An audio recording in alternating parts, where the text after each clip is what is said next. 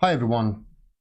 Just recently I've been reporting, as many other people have been reporting, on this group, the Working Group on Syria Propaganda and Media, who recently published this leaked classified document from, or the unclassified document now, from the OPCW that a member of staff leaked to them. And what it found was there were serious holes in the official OPCW narrative about the attack in Douma last year, the supposed chemical attack which led to the trilateral bombing of Syria by France, the United Kingdom and the United States. This document poured serious questions. It cast serious doubt on the OPCW's report and therefore their credibility going forward, and also the credibility of anything that they have been involved in with Syria as well. And obviously you could, by extension, you could take that out. I mean, these are the OPCW, remember, were involved in the collecting evidence for the Skripal case as well. So this is serious questions, and so far there's been a silence from the media on it. Total silence. They haven't talked about it at all, other than RT and independent media outlets on YouTube like me and independent media outlets online. Nobody's talking about it at all. CNN, Fox, Washington Post, New York Times, none of them, you know, over here, The Guardian, Times, none of them are talking about it, which should be ringing alarm bells all over the place. If it was incorrect, this report, and if they could answer these questions, believe me, they would have answered them by now. So this is serious. Now, this is on the 21st. This was published on the 21st, which is 2 days ago, by the Institute for Public Accuracy. And the reason I'm bringing this up is because Theodore Postel, the professor of science, technology and international security at Massachusetts Institute of Technology, that's MIT, has provided the Institute for Public Accuracy, that reliable independent sources for breaking news online, provided them with his initial assessment of the newly revealed OPCW document. That's this one.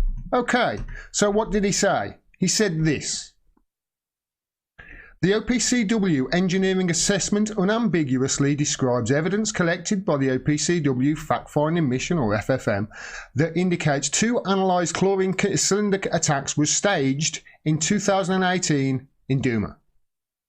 I repeat that. That indicates 2 analysed chlorine cylinder attacks were staged in April 2018 in Douma.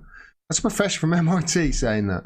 The holes in the reinforced concrete roofs that were supposedly produced by high-speed impacts, impact at speeds of perhaps 100 meters per second or more, 250 miles per hour, of industrial chlorine canisters dropped from helicopters were instead created by earlier explosions of either artillery rockets or mortar shells. In one event, a chlorine canister that was damaged on another occasion was placed on the roof with its head inserted into an existing crater hole, and in the other case, a damaged chlorine cylinder was placed on a bed supposedly after it had penetrated the building roof and bounced from its original trajectory into a bed. In both cases, the damage to the chlorine cylinders was incompatible with the damage to the surroundings that was allegedly caused by the cylinder impacts. That's a professor from MIT basically saying, yeah, this OPCW assessment that was released, this proves that the earlier assessment that was released was wrong. That's what he's saying. As such, he goes on. It's worse than that. As such, 35 deaths that were originally attributed to these staged chlorine events cannot be explained, and it cannot be ruled out that these people were murdered as part of the staging effort. This is why people like me have been screaming, because Professor Postel, Theodore Postel, the professor of science, technology and international security at MIT, agrees that it looks like 35 deaths here have been caused by nefarious means. That's what it looks like. And certainly you have to investigate it, because as he says, it cannot be ruled out that these people were murdered as part of the staging effort. Now, like I say, the media has been totally silent on this. Totally silent. But later that same day, look, CNN, US warns Syrian regime following allegations of chemical weapons use. That same day, even after they've just silent on the fact that this other OPCW report has come out, which has cast serious questions on it and cast serious credibility on that, not just the OPCW report, but on the whole narrative that we have heard for the last year. They've just not just ignoring it, but they're carrying on with the same thing as before. None of them seem to want to question why Assad would do this. Nobody seems to go, why would he do this? Again as well. The last time he did it, he got bombed. So why would he do it again? When your enemy is nearly defeated and finally victory is at hand, gas your own people so that nations greater than yours will intervene and destroy you. Page, never.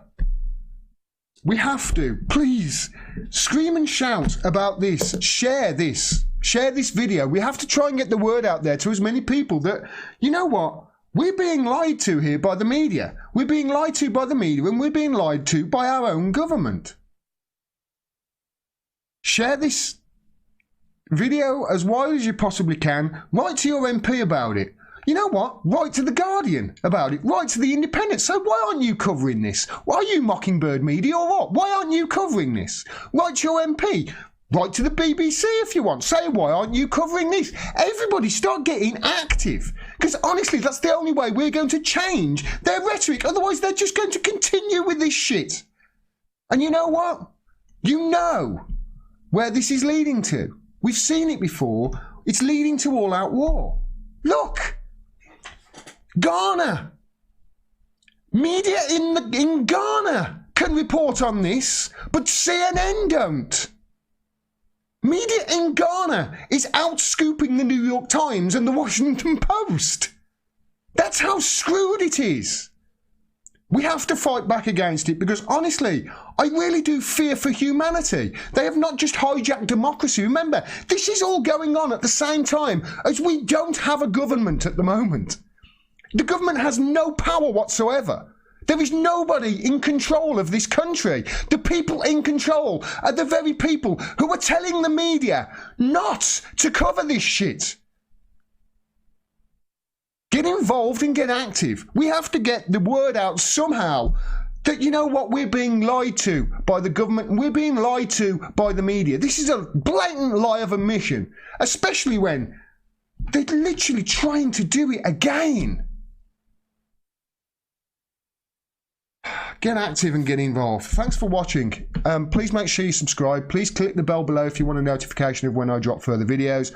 And click through to the website as well to find out ways to support me. Can't do this without your help. And independent media, please support them. We're telling you the truth. People like CNN, they're lying to you blatantly. And you know what? They're lying to you to get into war.